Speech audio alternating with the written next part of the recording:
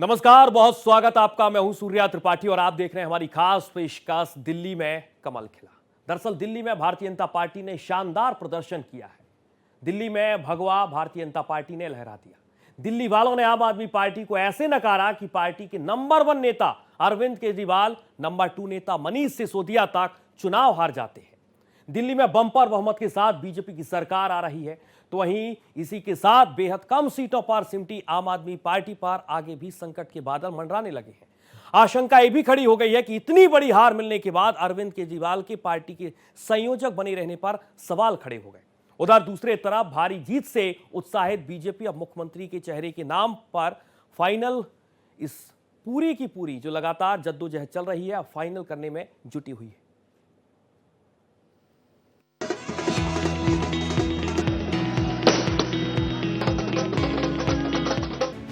27 साल बाद इतिहास, दिल्ली में बीजेपी सरकार। केजरीवाल सिसोदिया, दिल्ली वालों ने धूल चटा दिया।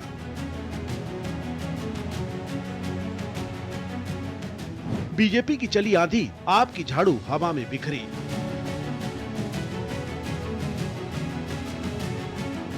केजरीवाल को बड़ा धक्का, लीडरशिप पर खतरा।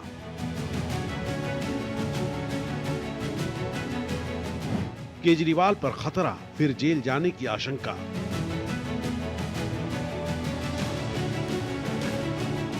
मुस्लिम सड़क पानी, आपकी हार की कहानी।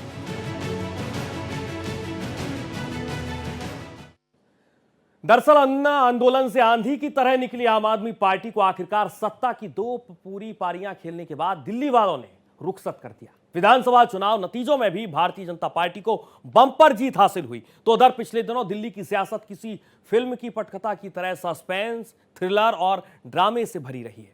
असेंबली इलेक्शन के रिजल्ट ने बीजेपी और आम आदमी पार्टी में छिड़ी जंग का नतीजा घोषित कर दिया, लेकिन चुनाव में धूल चाट चुकी आम आदमी पार्टी आने वाले दिनों में शायद और बड़ी संकट से गुजरेगी। मोदी जी, इस जन्म में तो आप हमको नहीं हरा सकते। आम आदमी पार्टी का जहां जन्म हुआ, जहां लगातार 2 विधानसभा चुनाव में एक तरफा जीत दर्ज की, वो दिल्ली का किला ढह गया। जनता का जो भी निर्णय है, जनता का जो भी फैसला है, उसे हम पूरी विनम्रता के साथ स्वीकार करते हैं। जनता का निर्णय सर माथे पर। मैं भारतीय जनता पार्टी को इस जीत के लिए बहुत बहुत बधाई देता हूं और मैं उम्मीद करता हूं कि जिस उम्मीद के साथ और जिस आशा के साथ लोगों ने उनको बहुमत दिया है, वो उन सभी उम्मीदों और आशाओं पे पूरा उतरेंगे। विधानसभा चुनाव 2025 के चुनाव नतीजे सामने आने पर दिल्ली में बीजेपी पूर्ण बहुमत की सरकार बना रही है।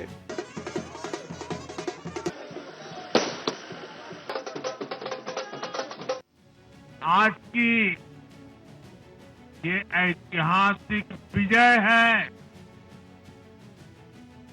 ये सामान्य विजय नहीं है। दिल्ली के लोगों ने आपदा को बाहर कर दिया। दिल्ली का जनादेश स्पष्ट है। आज दिल्ली में विकास, विजन और विश्वास की जीत हुई है। अपने गढ़ दिल्ली में हारी, बिखर जाएगी आम आदमी पार्टी। आम आदमी पार्टी का जन्म दिल्ली से हुआ, उसका हेडक्वार्टर भी दिल्ली में है। केजरीवाल ने 2013 में 28 सीटों के साथ दिल्ली की राजनीति शुरू की थी। इसके बाद 2015 में आपने 70 में से 67 सीटें जीती और 2020 में सीटों की संख्या 62 रही। आप एक आंदोलन से निकली हुई पार्टी है। अब दिल्ली में डैमेज होने से पार्टी बिखर जाएगी। इससे जुड़े लोग पेशेवर पॉलिटिशियन नहीं हैं। सत्ता से बाहर हो जाने पर एक बड़ा वर्ग इस पार्टी को छोड़ जाएगा। हाल ही में 10 विधायकों ने आप छोड़कर बीजेपी ज्वाइन की। ऐसे में जो लोग दूसरी पार्टियों से आए थे, वो भी अपनी मूल पार्टी में लौट सकते हैं।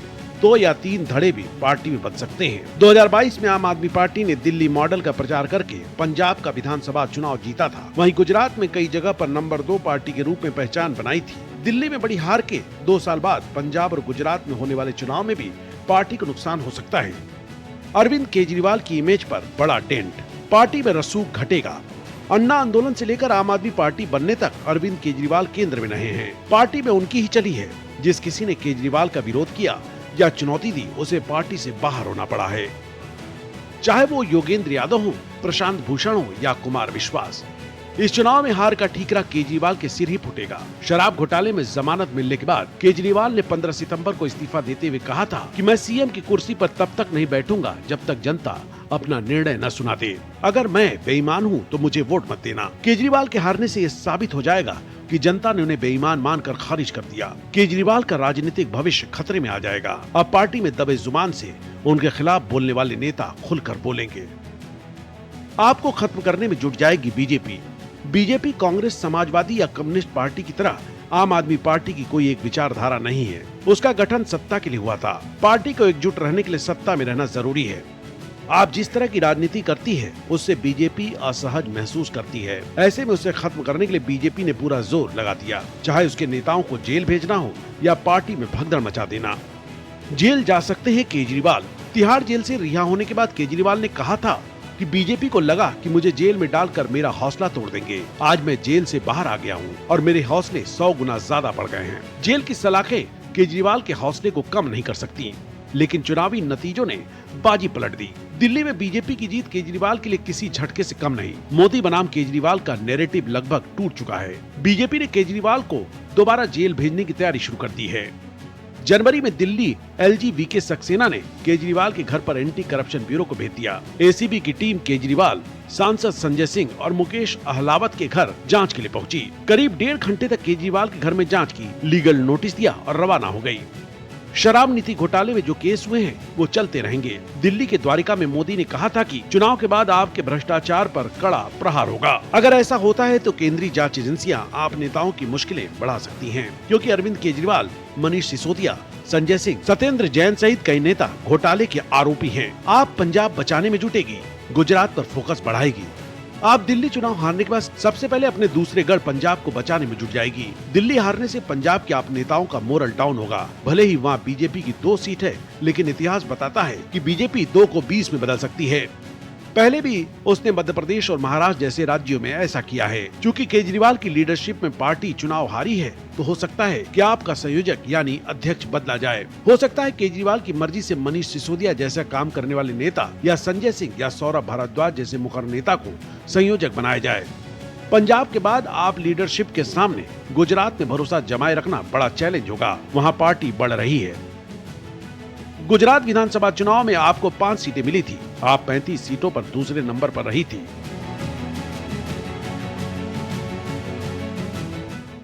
दरअसल दिल्ली विधानसभा चुनाव में बीजेपी ने 27 सालों का सूखा खत्म करते हुए ऐतिहासिक बहुमत हासिल कर लिया है। 2013 में अन्ना हजारे के क्रांति पथ से निकलकर राजनीति की राह में बढ़ने वाले अरविंद केजरीवाल को पहली राजनीतिक हार मिली है। मुफ्त बिजली के साथ पानी, बस सफर जैसी स्कीमों के बाद उनकी हार ने काफी कुछ साफ कर दिया है। मुस्लिम बहुल इलाके हों या फिर गांधीनगर जैसी कारोबारी क्षेत्र हो, फिर पूर्वी दिल्ली का पड़पड़गंज एरिया हो, सभी जगहों पर आम आदमी पार्टी को करारा झटका लगा है। अरविंद केजरीवाल और मनीष सिसोदिया खुद अपनी सीट तक नहीं बचा सके, तो साफ है कि अलग अलग वर्गों ने उसने अपने जनाधार को खोया है। और इसकी पर्याप्त वजह भी है जो चुनाव के दौरान ही साफ थी। लेकिन अरविंद केजरीवाल अपने नाम पर चुनाव में जीत दिलाने की कोशिश में थे। इस रिपोर्ट को देखिए और समझिए। दिल्ली की सड़कों की बदहाली। अरविंद केजरीवाल एक तरफ रेवड़ियां बांटने के लगातार ऐलान करते रहे, तो बीजेपी ने सड़क, पानी जैसे मुद्दों को नहीं छोड़ा। बुराड़ी से संगम विहार तक और पटपड़गंज से उत्तम नगर तक अलग अलग इलाकों में टूटी सड़कों को बीजेपी दिखाती रही। बीजेपी का कहना था कि कहीं जल बोर्ड ने सड़कें उखाड़ तो दी, लेकिन उन्हें सही नहीं किया। वहीं तमाम इलाकों में 10 साल में एक बार भी सड़क नहीं बनी। खराब सड़कों की रिपेयरिंग तक नहीं हो सकी। यहाँ तक कि अरविंद केजरीवाल ने भी सड़कों की बदहाली को स्वीकार किया था और उनका कहना था कि हम इस मोर्चे पर काम नहीं कर सके। पानी के टैंकर और पॉल्यूशन का भी असर। दिल्ली के कई इलाकों में टैंकर माफिया के सक्रिय होने और गर्मी के मौसम में हर साल पानी की किल्लत की खबरें आती रही हैं। एक तरफ फ्री बिजली और पानी देने के वादे, तो कहीं पानी की किल्लत होने से दिक्कतें आई। माना जा रहा है कि जनता ने पानी की परेशानी के नाम पर ही वोट दिया। एक तरफ बीजेपी ने फ्री वाली स्कीमों को जारी रखने का वादा किया, तो वहीं सुधार की भी बात कही। माना जा रहा है कि दिल्ली के लोगों ने पानी और सड़क के नाम पर बीजेपी को मौका देने का फैसला लिया है। मुस्लिम वोटों का बंटवारा। दिल्ली दंगों ने बदला माहौल। ओखला से लेकर मुस्तफाबाद तक में बीजेपी ने धाक जमाई है। यहाँ असदुद्दीन ओवैसी की पार्टी ने वोट काटे हैं, तो वहीं कांग्रेस को भी मुस्लिमों का वोट मिला है। इस बार मुस्लिमों के बीच आम आदमी पार्टी के लिए एक तरफा वोटिंग नहीं हुई। माना जा रहा है कि इसके चलते बीजेपी को सीधे बढ़त मिली है। कई मुस्लिम इलाकों में लोगों ने इस बात की शिकायत की कि 2020 के दंगों में अरविंद केजरीवाल ने साथ नहीं दिया। इसके अलावा कोरोना काल में मुस्लिमों को बदनाम किया गया। ऐसे में मुस्लिम वोटों का आपके पक्ष में एकजुट न रहना उसके लिए झटके के तौर पर सामने आया है। 8वां वेतन आयोग, पेंशन और टैक्स राहत। बीजेपी के साथ सरकारी कर्मी। चुनावी नतीजे दिखा रहे हैं कि सरकारी कर्मचारियों ने बीजेपी को समर्थन किया है। यूनिफाइड पेंशन स्कीम और फिर 8वां वेतन आयोग घोषित करके बीजेपी ने दिल्ली चुनाव में सरकारी कर्मचारियों को लुभा लिया। यही ने 1 फरवरी को ही आय बजट में 12 लाख रुपए तक ही कमाने वालों की आय को टैक्स फ्री कर दिया गया। माना जा रहा है कि इसका फायदा पार्टी को चुनाव में मिला है। आरएसएस ने संभाला मोर्चा, एकजुटता से लड़ा संगठन। बीजेपी ने लोकसभा चुनाव में दिल्ली में 7 सीटें पाई थी, लेकिन कुछ राज्यों में झटका लगा था, तो आरएसएस के साथ तालमेल को लेकर सवाल उठा था। इस बार बीजेपी और आरएसएस के बीच बेहतर तालमेल दिखा। यही नहीं, संघ के लोगों को बूथ मैनेजमेंट की जिम्मेदारी दी गई। इस तरह बीजेपी और संघ के अनुवांशिक संगठनों में अच्छा समन्वय दिखा। माना जा रहा है कि इसका असर ग्राउंड पर दिखा और अब नतीजा सामने है। अनर्गल आरोप और झूठ, केजरीवाल समर्थक हुए नाराज। अरविंद केजरीवाल अपने विरोधियों पर कुछ भी आरोप लगाते रहे हैं। कई बार इसके चलते ही उन्हें माफी भी मांगनी पड़ी है। उनकी छवि एक ऐसे नेता की बनती चली गई जिसकी बात पर कोई भरोसा नहीं करता। हद तो तब हो गई जब उन्होंने हरियाणा सरकार पर जानबूझकर जहरीला पानी भेजने का आरोप लगाया। उन्होंने कहा कि हरियाणा सरकार दिल्ली में नरसंहार करना चाहती है, जिससे दिल्ली में अफरा तफरी मच जाए। उन्होंने कहा दिल्ली जल बोर्ड के इंजीनियरों ने हरियाणा का पानी बॉर्डर पर ही रोक दिया, इसके कारण हजारों की जान बच गई। दिल्ली में अरविंद केजरीवाल के हार्डकोर समर्थकों को भी उनका ये बयान पसंद नहीं आया। भारतीय जनता पार्टी की हरियाणा की सरकार ने दिल्ली में यमुना से आने वाले पानी में जहर मिला के भेज दिया है। ये तो हमारे भला हमारे दिल्ली जल बोर्ड के इंजीनियर्स का कि उन्होंने पकड़ लिया। उन्होंने दिल्ली के बॉर्डर पे ही वो पानी रोक दिया और उस पानी को दिल्ली के अंदर नहीं आने दिया।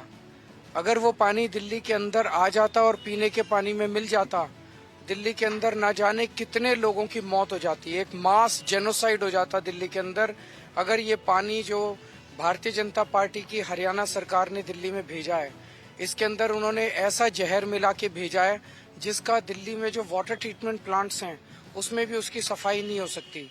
उस पर हरियाणा सीएम नायब सैनी ने दिल्ली बॉर्डर पर जाकर यमुना का पानी पीकर केजरीवाल के नैरेटिव को झूठा करार दे दिया। 28 नाले योजनाबद्ध तरीके से उसमें यमुना में डाल दिए इसने।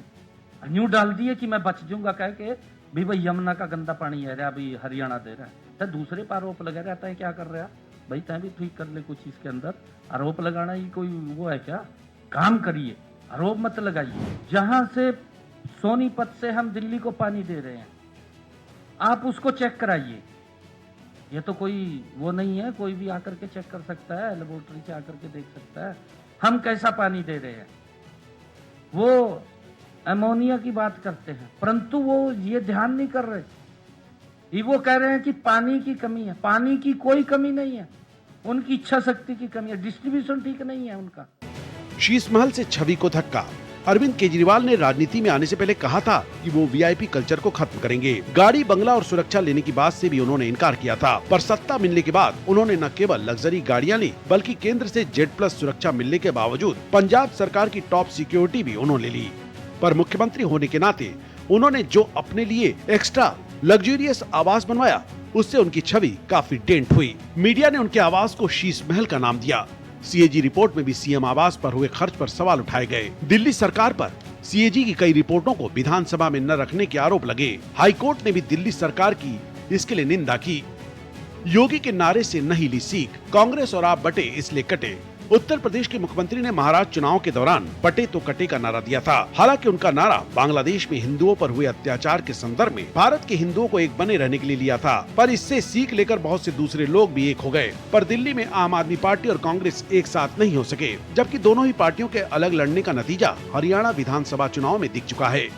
हरियाणा में कांग्रेस बहुत कम मार्जिन से सरकार बनाने से चूक गई। इसके बावजूद दिल्ली में आप और कांग्रेस ने बटेंगे तो कटेंगे नारे से सीख नहीं लिया। महिलाओं के 2100 रुपए देने की शुरुआत नहीं कर पाए। झारखंड में सीएम हेमंत सोरेन और दिल्ली में अरविंद केजरीवाल के लिए विधानसभा चुनाव में एक जैसे मुद्दे थे। पर केजरीवाल दिल्ली में अपनी पार्टी को जीत नहीं दिला सके। झारखंड में जेएमएम की जीत का कारण महिलाओं को हर महीने एक निश्चित रकम मिलने वाली योजना को माना गया। दिल्ली में भी अरविंद केजरीवाल पिछले 1 साल से इस योजना को लागू करना चाहते थे, पर कर नहीं सके। आम लोगों में संदेश गया कि जब केजरीवाल इस बार नहीं कर सके तो अगली बार सीएम बनने के बाद कैसे कर लेंगे। दिल्ली सरकार ने महिलाओं को हर महीने निश्चित आर्थिक मदद वाली योजना को 1 महीने पहले भी लागू कर दिया होता तो शायद ये हाल न हुआ होता। केजरीवाल के सीएम बनने पर था शक। कोर्ट के जिन आदेशों के चलते अरविंद केजरीवाल ने मुख्यमंत्री पद छोड़ दिया था, वो अभी भी उनके साथ थे। पार्टी ने आतिशी को खड़ाऊ सीएम बना दिया। जनता ये बात भली भांति समझ रही थी कि पार्टी जीत भी जाती है तो अरविंद केजरीवाल सीएम नहीं बन सकेंगे, और अगर सीएम बन भी गए तो कुछ काम नहीं कर पाएंगे। दिल्ली की समस्याएं जस की तस रह जाएंगी। अगर आम आदमी पार्टी ने अरविंद केजरीवाल की जगह किसी दूसरे को सीएम कैंडिडेट बनाया होता तो हो सकता था कि तस्वीर कुछ और होती। तो फिलहाल इस खास पेशकश में इतना ही। देश और दुनिया की तमाम खबरों के लिए आप देखते रहिए भारत एक्सप्रेस।